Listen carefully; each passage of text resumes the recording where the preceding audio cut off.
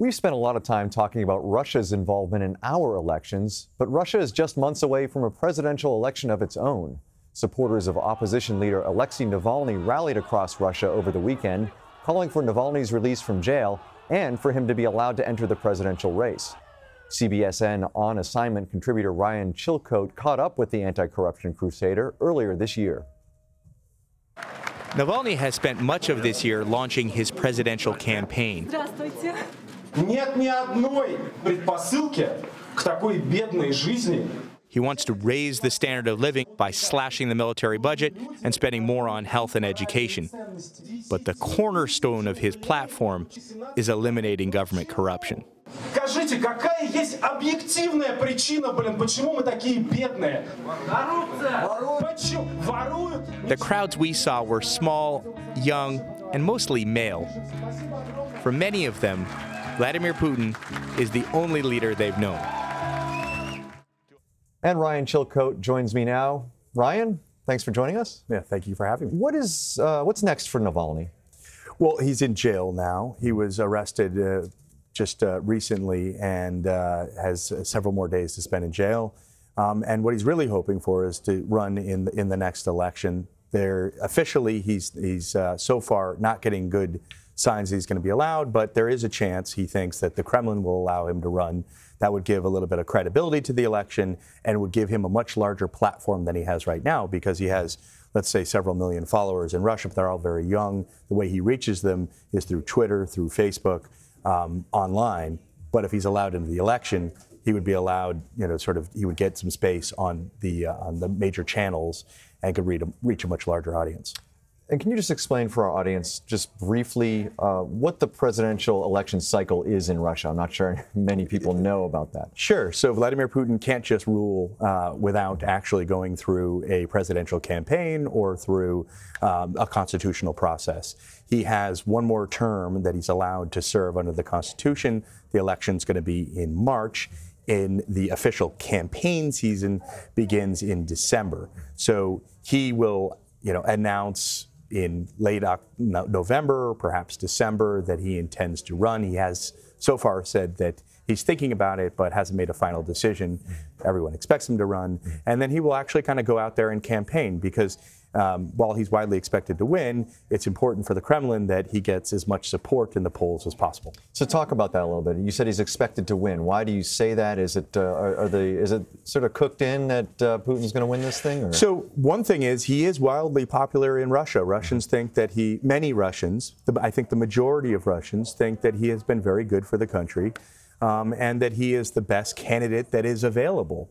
That said, yes, the vast majority of Russians get their news from the state media, and he is the president of Russia is the sort of the top story in every newscast, and so he gets all of this attention.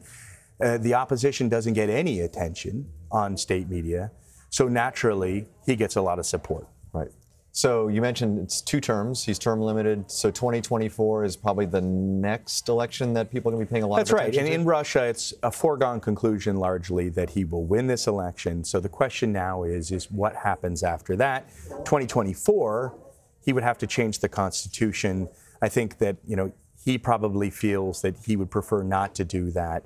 And so he needs to find a successor. So everyone in Russia is wondering, who is that successor going to be? And in the meantime, we should be interested in this, because in the meantime, not only is he going to choose a successor, but he's going to choose the way that Russia is governed. And it might change after the election. Mm-hmm. Is Russia open to the West still, or does Russia take a harder line on the U.S.? It's possible they could. So we've been talking a lot about Russia. Russia's meddling in the U.S. election last year in an effort to get President Trump elected, at least that's the sense. What is the Kremlin thinking about President Trump now? Well, I think that, there are probably some people inside the Kremlin, inside the intelligence services, who are delighted that they are sort of eroding the image of the United States as they see it, and the political process and the chaos. There are a lot of people in the Kremlin that will think that's helpful. Look at us. We have stability. Look at the United States. You think that this is a great place. Well, watch television. On the other hand, there are people, I think, in the Kremlin, and I'm told this, I was there last week for PBS NewsHour and heard this, that they're very concerned that they're now kind of hostage to this whole scandal and to the Trump crisis. And they're now convinced that as long as Trump is in power, Russian-American relations simply can't improve because he's been compromised by the sort of mistrust. So they're actually thinking, well, maybe it would have been better if Hillary was president. So you think they feel like they miscalculated? Well, I'm talking about one. I'm talking about one group within the Kremlin. It's not a monolithic. The Kremlin isn't a monolithic entity like we often think about it in the United States. There are factions, and they're fighting for power. And the faction that would like to have better relations with the United States, that would like to have an open economy, is really concerned about the situation that Russia is now in. Interesting. You recently spoke with the president of Venezuela, Nicolas Maduro, who President Trump called, or at least called his regime corrupt.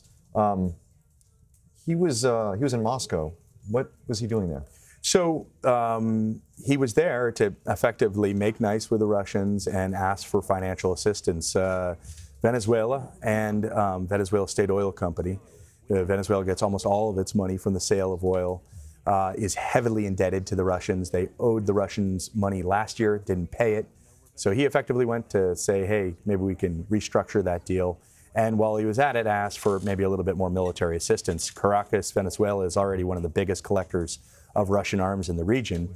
And of course, after President Trump said that he wouldn't rule out military action in Venezuela, that gave the Venezuelan president an opportunity to say, hey, well, maybe we need some more arms. And so what does that mean moving forward for the U.S., that relationship between Russia and Venezuela?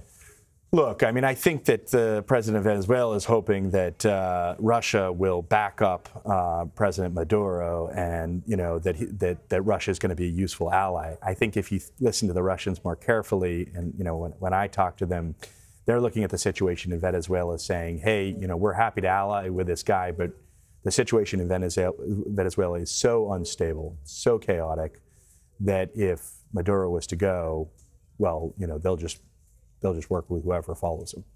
Ryan Chilcote, great to have you. Thanks for joining us. It was a real pleasure.